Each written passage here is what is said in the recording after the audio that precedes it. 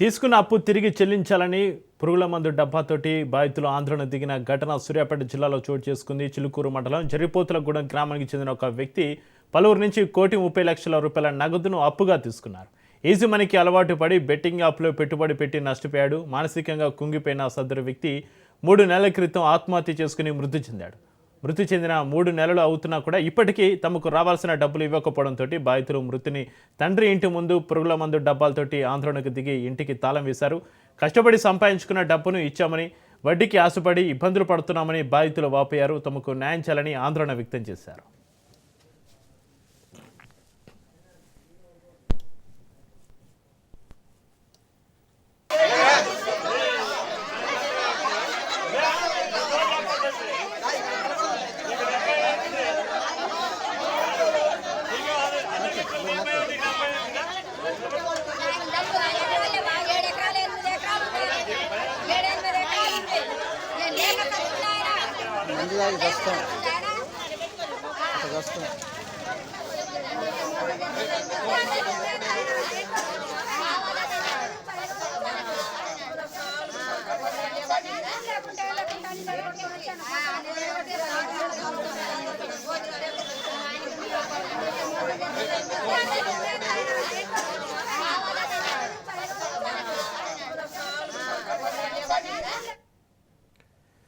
తీసుకున్న అప్పు తిరిగి చెల్లించాలని పురుగు మందు డబ్బాలతోటి బాధితులు ఆందోళనకు దిగిన ఘటన సూర్యాపేట జిల్లాలో చోటు చేసుకుంది. చిలుకూరు మండలం జరిపోతులగూడెం గ్రామానికి చెందిన ఒక వ్యక్తి పలువురు నుంచి 1,30,00,000 రూపాయల నగదును అప్పుగా తీసుకున్నారు.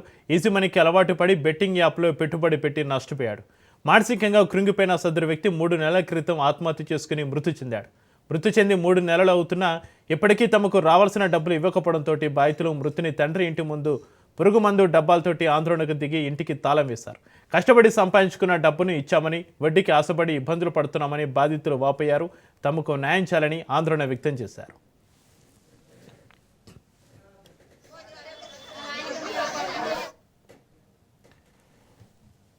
తీసుకున్న అప్పు తిరిగి చెల్లించాలని పురుగు మందు డబ్బాలతోటి బాధితుల ఆందోళనకు సంబంధించి మరింత సమాచారాన్ని మా ప్రతినిధి పుల్లారావు ఫోన్లో అందిస్తారు. పుల్లారావు, మొదట తీసుకున్న డబ్బులు అప్పుగా తీసుకున్నటువంటి డబ్బు తిరిగి చెల్లించాలంటూ కొంతమంది బాధితులు ఒక ఇంటి ముందు ధర్నాకు దిగిన ఘటన సూర్యాపేట జిల్లా చిలుకూరు మండలం జరిపోతులగూడెంలో చోటు చేసుకోవడం జరిగింది. జరిపోతులగూడెం గ్రామానికి సంబంధించినటువంటి రవీందర్ రెడ్డి అనే వ్యక్తి ఈజీ మనీకి అలవాటు పడి, ముఖ్యంగా బెట్టింగ్ యాప్లకు వీటికి అలవాటు పడి అనేక మంది గ్రామస్తుల దగ్గర డబ్బులు అప్పుగా తీసుకున్న పరిస్థితి ఉండడం జరిగింది.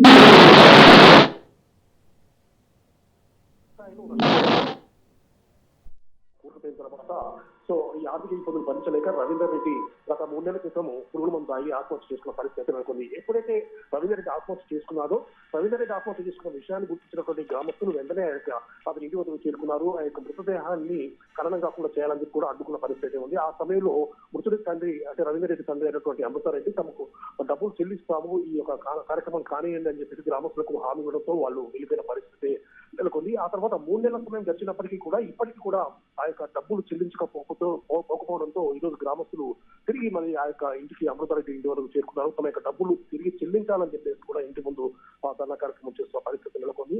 సో ఈ సమయంలో అమృతారెడ్డి వాళ్ళకి దర్శనీతి కట్టి ఎట్టి పరిస్థితుల్లో మీ యొక్క డబ్బులు తిరిగి చెల్లిస్తాము అని చెప్పేసి వారికి హామీ చేసి ఆ త్వరలో మీకు చెల్లిస్తామని చెప్పి హామీ ఇవ్వడంతో పాటు గ్రామస్తులు తిరిగి వెళ్ళిపోయారు. ఇదే సమయానికి సంబంధించి కొంతమంది పెద్ద మనుషులు కూడా అమృతారెడ్డితో మాట్లాడిన తర్వాత వాళ్ళకు ఏ టైంలో ఏ విధంగా డబ్బులు చెల్లిస్తారు అనే విషయంపై వాళ్ళకు పూర్తి స్థాయిలో ఒక అభిప్రాయం వచ్చే విధంగా చేసిన తర్వాత అతను ఒప్పుకున్న తర్వాత గ్రామస్తులు శాంతించి వెళ్ళిన పరిస్థితి.